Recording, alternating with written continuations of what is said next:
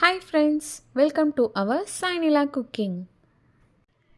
இன்றைக்கி நம்ம பார்க்க போகிற ரெசிபி ஒரு ஸ்வீட் ஐட்டம் தான், தேங்காய் திரட்டிப்பால். இந்த ரெசிபி ரொம்பவே சிம்பிளாக பண்ணிடலாம். நமக்கு ரொம்ப நேரம் ஆகாது, ஒரு 15 மினிட்ஸ் தான் ஆகும். டேஸ்ட்டு ரொம்பவே சூப்பராக இருக்கும். இந்த ரெசிபி நம்ம நாட்டு சக்கரை வச்சு பண்ண போகிறோம். ஸோ அதனால் நமக்கு ரொம்ப ஹெல்த்தியான டிஷ்ஷும் கூட. வாங்க இந்த ரெசிபி எப்படி பண்ணலாங்கிறது பார்க்கலாம். ஃபஸ்ட்டு ஒரு கடாய் எடுத்துப்போம். அதில் நான் 2 டேபிள் ஸ்பூன் பைத்தம்பருப்பு எடுத்து வச்சுருக்கேன். அதை நம்ம இதில் சேர்த்துக்கலாம். சேர்த்துட்டு இது நல்லா வாசம் வர வரைக்கும் நல்லா நம்ம ஃப்ரை பண்ணிக்கலாம். இது நல்லா கோல்டன் ப்ரௌன் கலர் வரணும், அந்த அளவுக்கு நம்ம ஃப்ரை பண்ணி வச்சுக்கலாம். இப்போ பாருங்கள், நம்ம பைத்தம்பருப்பு வந்து நல்லா கலர் சேஞ்ச் ஆகிடுச்சு. இந்த அளவுக்கு சேஞ்ச் ஆனால் போதும். இதை விட நீங்கள் ரொம்ப நேரம் விட்டிங்கன்னா டார்க் ப்ரௌன் ஆகிடும். அப்புறம் நமக்கு அது கசப்பு கொடுக்கும். ஸோ அதனால் இந்த ஸ்டேஜில் நீங்கள் அடுப்பை ஆஃப் பண்ணிவிடுங்க.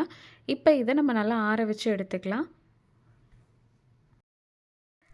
இப்போ ஒரு மிக்சர் ஜார் எடுத்துக்கோங்க. அதில் நம்ம வறுத்து வச்சுருக்க பைத்தம்பருப்பை நம்ம சேர்த்துக்கலாம்.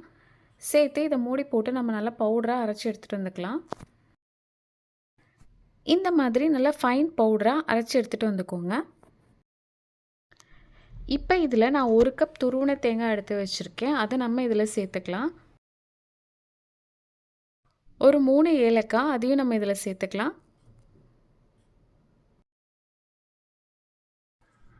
அரிசி மாவு 1 டேபிள் ஸ்பூன், அதையும் இதில் சேர்த்துக்கலாம். இப்போ இதில் நம்ம கொஞ்சோண்டு தண்ணி சேர்த்துக்கலாம். கொஞ்சமாக தண்ணி சேர்த்துக்கோங்க. இப்போ இதை நம்ம நல்லா ஃபைன் பேஸ்ட்டாக அரைச்சி எடுத்துகிட்டு வந்துக்கலாம். இப்போ அரைச்சி எடுத்துகிட்டு வந்தாச்சு. பாருங்கள், இது மாதிரி நல்லா நைஸாக அரைச்சி வச்சுக்கோங்க. அதே மாதிரி தண்ணி வந்து ரொம்ப சேர்க்காதீங்க. ரொம்ப சேர்த்திங்கன்னா நம்ம அடுப்பில் போட்டு ரொம்ப நேரம் வச்சுருக்க மாதிரி ஆகிடும். ஸோ அதனால் தண்ணி கம்மியாக சேர்த்து இந்த மாதிரி அரைச்சி வச்சுக்கோங்க. ஒரு கடாய் எடுத்துக்கோங்க. அதில் நான் 2 டேபிள் ஸ்பூன் நெய் எடுத்து வச்சுருக்கேன். அதை நம்ம இதில் சேர்த்துக்கலாம்.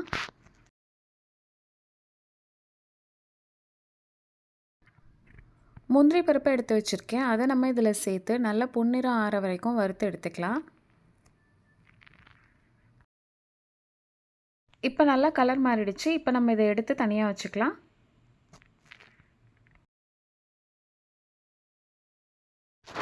அதே கடாயிலேயே நம்ம அரைச்சி வச்சுருக்க தேங்காய் பேஸ்ட்டை சேர்த்துக்கலாம். சேர்த்துட்டு நல்லா வதக்கி விடலாம். இதை நம்ம ஒரு 3 நிமிஷம் வரைக்கும் நல்லா வதக்கிக்கலாம்.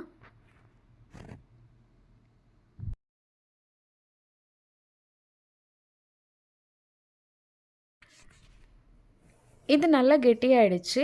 இதில் இப்போ நம்ம 3/4 கப் வந்து நாட்டு சக்கரை எடுத்து வச்சுருக்கேன். அதை நம்ம இதில் சேர்த்துக்கலாம். 1 கப் தேங்காவுக்கு 3/4 கப் நாட்டு சக்கரை கரெக்டாக இருக்கும். இதில் நீங்கள் நாட்டு சக்கரைக்கு பதில் வெல்லம் கூட நீங்கள் சேர்த்துக்கலாம். வெல்லத்தை வந்து கொஞ்சம் பாகு மாதிரி ஆக்கிட்டு நீங்கள் இதில் சேர்த்துக்கோங்க. கட்டி எதுவும் இல்லாமல் நம்ம நல்லா மிக்ஸ் பண்ணி விடலாம்.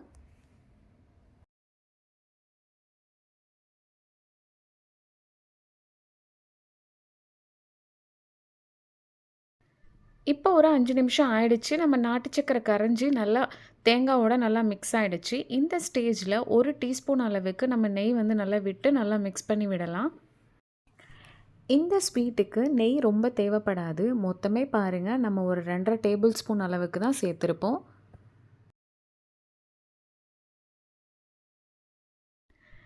இதில் நம்ம வறுத்து வச்சுருக்க முந்திரி பருப்பையும் சேர்த்து நல்லா மிக்ஸ் பண்ணி விட்டுடலாம்.